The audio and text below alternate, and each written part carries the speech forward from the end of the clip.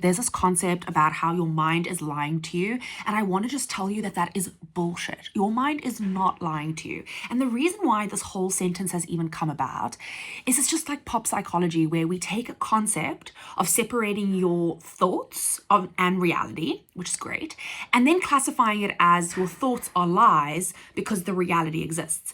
Now, this is actually not helpful. And the reason why it's not helpful is because the linguistics of words, which is just my favorite thing, but the linguistics and the intention behind words play a really big role in how we perceive things and how we act, okay? So if we look at what the word lying actually means, lying is the intention to deceive you and to cause harm, okay? So in that regard, if your mind is lying to you, it is intentionally choosing to actively deceive you. For what benefit? When we look at, okay, your mind is lying to you, what is the pop psychology intention? It is to create a gap between your thoughts and reality. If you have anxiety, if you have ruminating thoughts, this is important. That gap actually separates you and allows you not to kind of go into despair, right?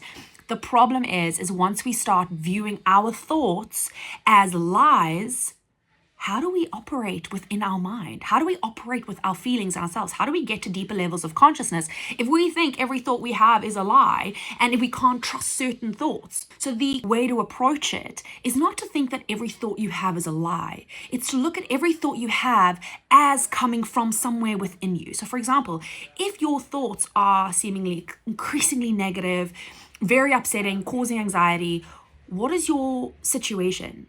Is it a survival tactic to get you away from the situation because it deems unsafe? It doesn't mean that your mind is lying to you. It actually means your mind is desperately trying to protect you. And the only way that we can actually get through this is not to look at that our mind is a lie and to distrust everything that's coming from our thoughts.